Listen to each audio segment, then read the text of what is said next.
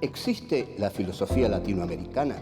Un pensamiento periférico es un pensamiento situado. Europa se arroja sobre América Latina la herencia de los pueblos originarios, los proyectos de nación, el porqué de este pensamiento, el rechazo al colonialismo, la unión latinoamericana, la lucha de clases en Argentina, países subalternos, marginados, que no han participado de la centralidad de la historia. América Latina, filosofía y colonialismo. Encuentro 10. El Che Guevara. 1. El imperialismo y las guerrillas latinoamericanas. 2. La Revolución Cubana. 3. Excepcionalidad o vanguardia. 4. La teoría del foco revolucionario.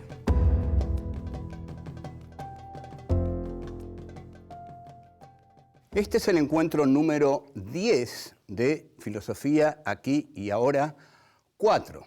Este encuentro va a ser un tanto explosivo, porque si bien yo tengo una gran admiración y un gran respeto por el personaje que vamos a tratar, tampoco comparto muchas de las ideas que, digamos, están como fosilizadas acerca de este personaje, a quien se lo considera santo y heroico, porque se dice de él que es San Ernesto de la Higuera, porque murió en la escuelita, lo mataron en la escuelita de la Higuera, y el guerrillero heroico. Vamos a hablar entonces de Ernesto Che Guevara. Ernesto Guevara surge a la política, de un modo excepcional, porque en realidad surge como un joven aventurero que sale a recorrer América Latina. Es un joven aventurero que sale a recorrer América Latina, y América Latina en ese momento está en una lucha ideológica y práctica, que se va a transformar en práctica, todavía no es tan práctica, contra lo que se llama en ese momento el imperialismo yanqui. Esta era la fórmula, ¿no? El imperialismo yanqui. ¿Por qué imperialismo? Porque a partir del texto de Lenin, el imperialismo, etapa superior del capitalismo, el colonialismo como concepto entra en desuso. En realidad, el planteo que hace Lenin, basado en Rudolf Hilferding, el libro de Rudolf Hilferding es El Capital Financiero, se consigue, léanlo, es muy lindo libro. El libro de Lenin, entonces, lo que hace es distinguir dos etapas. Una etapa por la cual el colonialismo es un movimiento político de dominación que entra en el país y se queda en el país. Se instaura en el país. Por ejemplo, en 1830 Francia entra en Argelia y ahí se queda. Bien, entonces, por ejemplo, un hecho fundamental que está ocurriendo en estos momentos es que Estados Unidos ha vuelto al colonialismo, porque la guerra de Irak implica quedarse en los territorios que Estados Unidos ha tomado. Pero el imperialismo, a partir de la teoría de Lenin, que es la que conoce Guevara, es, como etapa superior del capitalismo, una dominación a través no ya de la dominación territorial, sino a través de la dominación de los capitales. Es un poco la frase que George Canning dice cuando reniega de la invasión, de las invasiones inglesas, y dice: basta, no hay que entrar ahí invadiendo con ejércitos, hay que entrar como mercaderes, como capitales, como capitalistas. Y en efecto, ya el empréstito Baring es el símbolo de eso, ahí nace nuestra deuda externa. Nosotros vamos a seguir aquí a Erich Hobsbawm, que está considerado como el más grande historiador marxista del siglo XX. Erich Hobsbawm, en su Historia del siglo XX, caracteriza a las guerrillas latinoamericanas de la década del 60, el 70, como que han padecido, que han sufrido las causas de un error espectacular. Es decir, Hobsbawm llama a todo lo que se hizo como movimientos guerrilleros en América Latina un error espectacular. Para la izquierda, la crítica es siempre incómoda, porque ante todo en la izquierda hay algo muy emocional y que son los muertos, porque la izquierda tiene mártires y la derecha tiene héroes y estatuas. Y esto es un poco el resultado de las batallas que han ocurrido y que las ha ganado la derecha. Ahora, faltarle el respeto a los mártires, a los hombres que dieron su vida por una causa, es algo que la izquierda siente de inmediato apenas se los critica. Es decir, le cuesta mucho entender que uno critique a alguien que dio la vida por una causa y que a la vez ellos no sientan que uno no le está ofreciendo el debido respeto. Pero no es así de ningún modo. Uno puede respetar a alguien como Ernesto Guevara. ¿Quién no puede respetar a Ernesto Guevara, que se ha transformado nada menos que en la figura de la rebelión? El hombre rebelde del siglo XX, el hombre rebelde que analiza, por ejemplo, Albert Camus en su libro El hombre rebelde, es sin duda alguna Ernesto Guevara, que dice además la frase típica, más hermosa que puede definir a un revolucionario. Y él dice, la virtud más hermosa de un revolucionario es sentir como propia cada injusticia que se cometa en cualquier lugar del mundo. Esta es una definición excepcional, porque no solamente va para el hombre revolucionario, va para cualquiera de nosotros. Cualquiera de nosotros, si se asume como una persona sensible, como una persona unida al mundo y asociada a las víctimas, debe sentir cada injusticia que se comete en el mundo como una injusticia que se comete contra sí mismo. Está esa famosa frase, cada uno que muere, en cada hombre que muere, muero yo, porque muere un poco de la humanidad. No preguntes por quién doblan las campanas, doblan por ti. Vuelvo.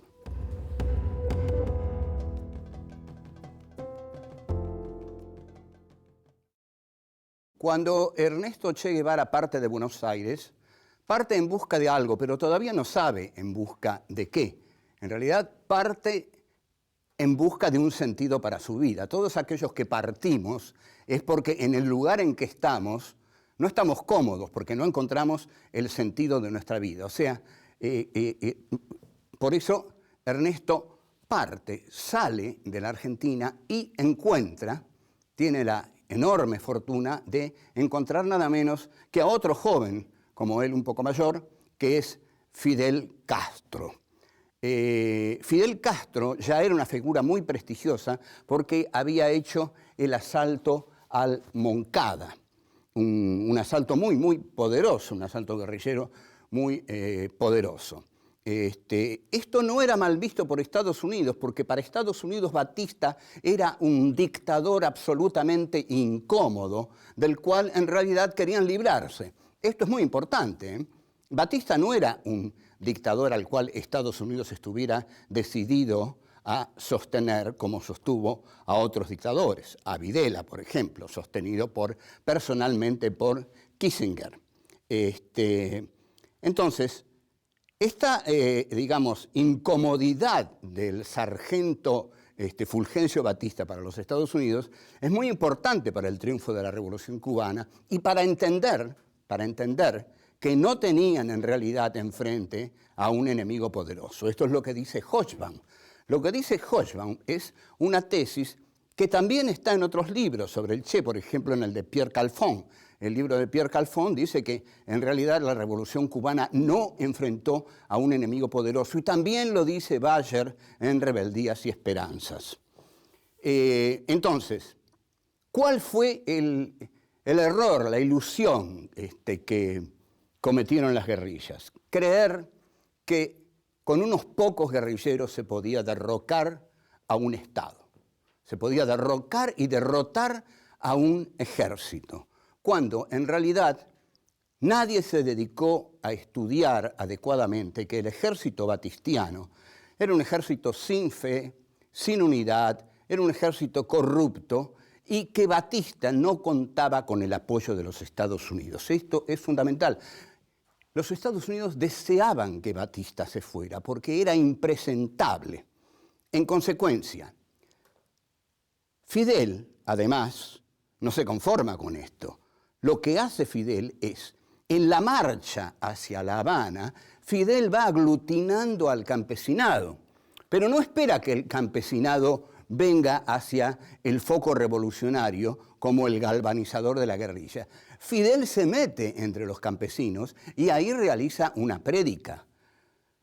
Como realiza una prédica, los campesinos sienten que esos barbudos que marchan hacia La Habana los representan y se unen a ellos. Entre tanto, el Che gana la que es su participación más importante en la Revolución Cubana y hasta quizás diría su único triunfo personal, que es la Batalla de Santa Clara, que también hay que analizar ahí la correlación de fuerzas. Pero digamos que gana la Batalla de Santa Clara. Batista huye de Cuba, y llegan en enero de 1959, una fecha gloriosa para América Latina y casi para el mundo, porque la imagen es hermosísima. Entran en La Habana. No sé si ustedes han visto las fotos o han visto filmaciones de ese momento que es inaugural, pareciera, para la felicidad de América Latina. Entran en La Habana Camilo Cienfuegos, Osvaldo Dorticós, Ernesto Che Guevara, Fidel Castro Ruz. Entran tomados así y el momento es, bueno, estos tipos jóvenes, estos barbudos, han liberado a su país y comienza una etapa de aurora, una etapa germinal para América Latina. En realidad, estos jóvenes guerrilleros, militantes, representaban la idea de Albert Camus, el hombre rebelde. Eran los típicos rebeldes que se sublevaban contra un régimen injusto. O sea, que internacionalmente la Revolución Cubana lo tenía todo. Tenía el Caribe, tenía la juventud de sus protagonistas, tenía la heroicidad de sus protagonistas, tenía el apoyo del pueblo y tenía la validez de haber echado a un régimen criminal que había matado por lo menos 25.000 personas en los últimos tiempos, llenos de torturadores y, en fin, siniestro. Esto hace que todo el mundo vea con enorme simpatía al movimiento de la Revolución Cubana. Es un movimiento liberacionista que echa a un dictador sanguinario y que seguramente va a llevar a la isla de Cuba a un régimen democrático en armonía con los intereses continentales de los Estados Unidos. Vengo.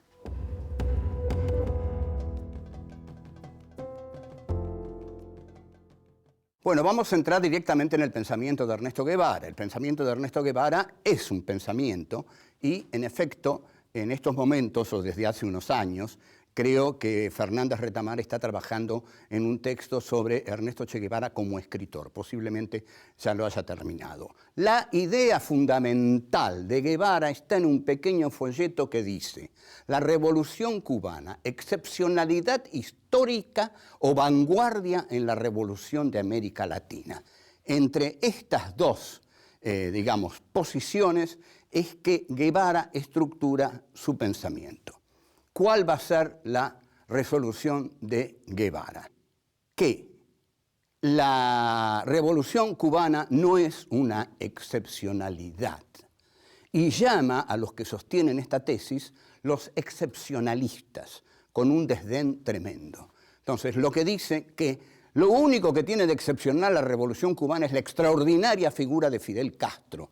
Pero aparte de eso, la Revolución Cubana es el modelo y la vanguardia para la revolución en América Latina. Es decir, hay una exportabilidad de la revolución cubana que plantea Ernesto Guevara en este texto. Esta exportabilidad es muy discutible e incluso Osvaldo Bayer, en un texto de Rebeldías y Esperanzas, le dice a Guevara que tenga cuidado porque en la Argentina las fuerzas de represión son enormemente más poderosas que en la Cuba de Batista. Y Ernesto Guevara le responde, son todos mercenarios. Bien,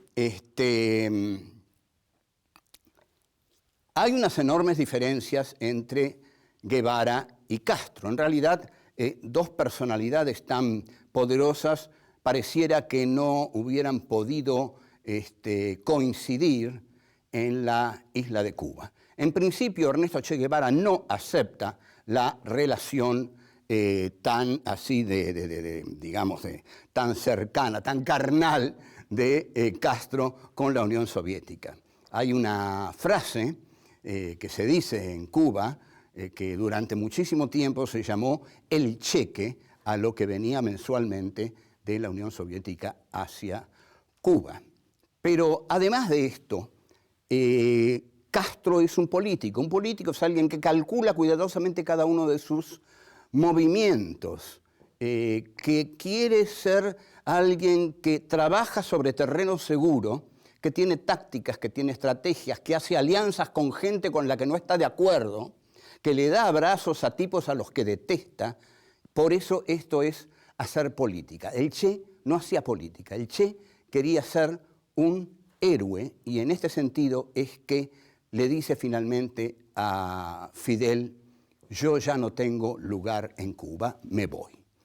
El fundamento que él tiene para su lucha es la liberación de los países de América Latina. Primero se va al Congo, donde fracasa en su intento de integrarse a esa revolución. Está un tiempo en Praga, donde nadie sabe qué es lo que hace. Hay un libro de Abel Pose sobre eso, pero no lo recomiendo. Finalmente lo que trata de proponer Guevara es una metodología de lucha contra el imperialismo, es decir, una metodología de lucha que implique una filosofía revolucionaria. Para esto se encuentra con un inevitable, como dice Hochbaum, el francés que siempre está. El francés que siempre está. Y el francés que siempre está es aquí Régis Debray.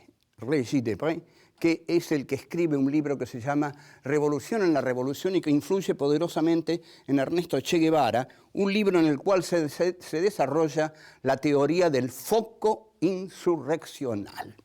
¿Qué dice esta teoría? Esta teoría dice que, sobre todo en la campaña, pero también como insurrección armada en las ciudades, pero sobre todo en la campaña, el foco tiene que ser la vanguardia de la revolución. Es decir, la vanguardia ya no son las masas como en el marxismo. Como en el marxismo, ¿qué ocurría? ¿Qué pensaba Agustín Tosco, por ejemplo? Agustín Tosco pensaba, bueno, hagamos una huelga, pero hagámosla con todos los obreros de Citrac, Citram, con los obreros de los otros sindicatos, se hicieron el Cordobazo, que fue una manifestación pacífica, obrera, y no una manifestación armada de un foco guerrillero. Pero lo que piensa Debré en la Revolución es que el proceso debe ser al revés, que las masas no son la vanguardia, sino que la vanguardia es la vanguardia, que son 8 o 10 tipos que conocen las leyes de la historia.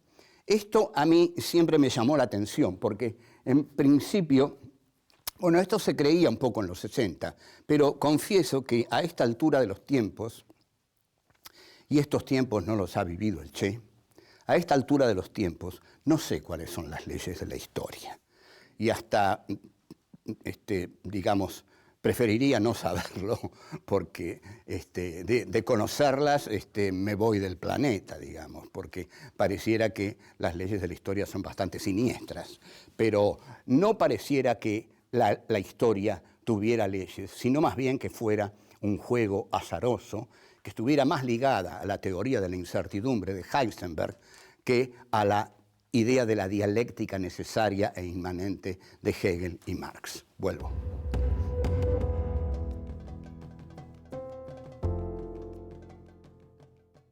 En ese momento en América Latina había una gran asimetría con el pensamiento europeo, lo cual demuestra también la enorme creatividad que había en América Latina, porque América Latina es un continente que siempre está detrás del pensamiento europeo. Sin embargo, en 1966 aparece el libro de Michel Foucault, Las palabras y las cosas, y Michel Foucault postula la tesis de el hombre ha muerto, que es muy complicada y yo la di en los cursos de filosofía. En cambio, en América Latina, el hombre no ha muerto, el hombre tiene que hacer la revolución y buscar al hombre nuevo, construir al hombre nuevo. Así que mal podía entrar Michel Foucault aquí en la Argentina en ese momento. Michel Foucault entró a fines del 75 con su libro Vigilar y Castigar, que es un libro sobre las prisiones. Y ahí sí, ya se veía que el panorama era siniestro y que el tema de las prisiones era revelante. Ahora, el tema del libro de Regis Debray, Revolución en la Revolución, es un libro que postula la teoría del foco revolucionario, que es una grave alteración de la teoría marxista. Para el marxismo, el ejemplo revolucionario es el de la Comuna de París. La Comuna de París no es ningún foco. Son todos los obreros de París que se unifican en una comuna para luchar contra la burguesía que encabeza en ese momento Thiers, e incluso para luchar también contra Prusia. Pero no siguen a Marx. Debré tiene bueno, yo qué sé, tiene un poco el delirio de modificar a Marx por la realidad latinoamericana. Así que, bueno, quizás no sea tan delirante. Él haya creído que desde América Latina se podía crear una realidad distinta y así, con la teoría del foco, decenas de miles de jóvenes en América Latina se lanzan a la acción guerrillera. La teoría del foco no tiene su punto central en las masas, sino que tiene su punto central en la vanguardia, tal como lo dijimos. La vanguardia tiene, hay que decirlo, la soberbia de conocer las leyes de la historia y de estar por encima de las masas y de poder guiarlas. Sin embargo, Castro, la Revolución Cubana, se había hecho con las masas. Por eso también esto va a contramano de la enseñanza de la Revolución Cubana. Castro había apelado a la fuerza de los campesinos. Los campesinos siguieron a Castro en Cuba y los campesinos delataron a Ernesto Guevara en Bolivia. No sé si esto dice algo de las dos situaciones que se vivieron.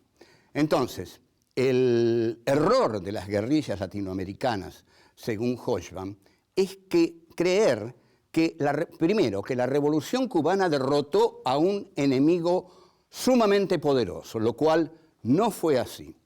Los otros gobiernos de América Latina eran mucho más poderosos que el gobierno de Batista, por lo cual la Revolución Cubana no era exportable, porque era, y que nos perdone el Che, era una excepcionalidad.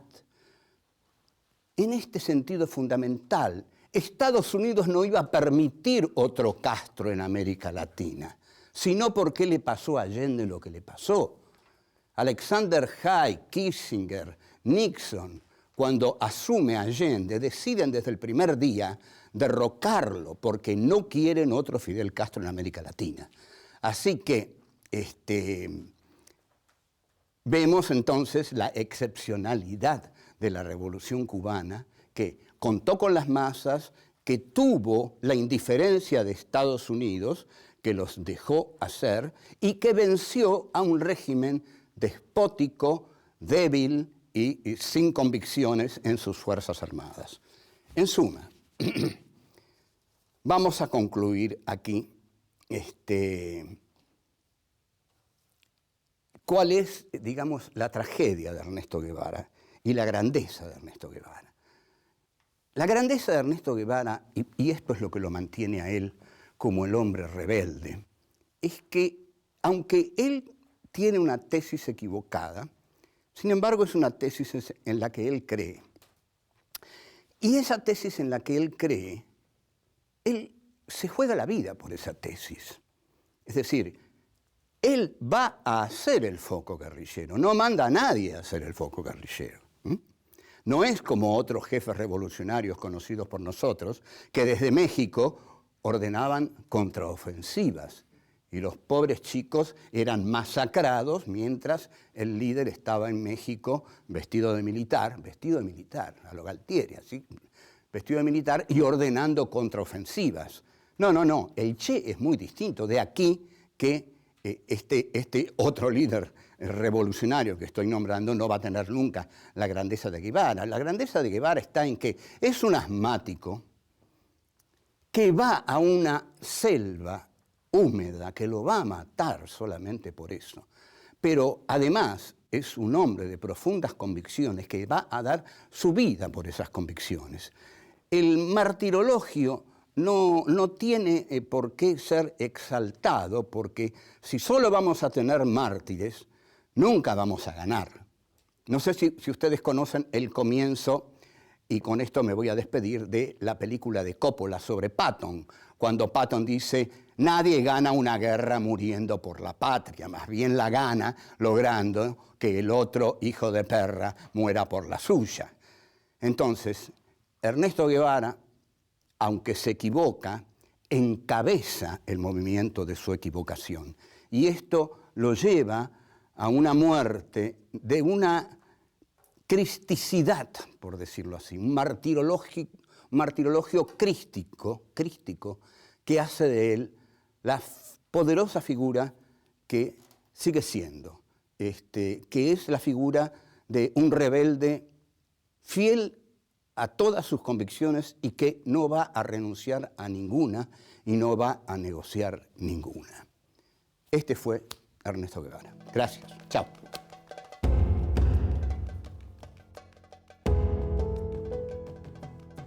En cada hombre que muere, muero yo, porque muere un poco de la humanidad. No preguntes por quién doblan las campanas, doblan por ti. Si solo vamos a tener mártires, nunca vamos a ganar.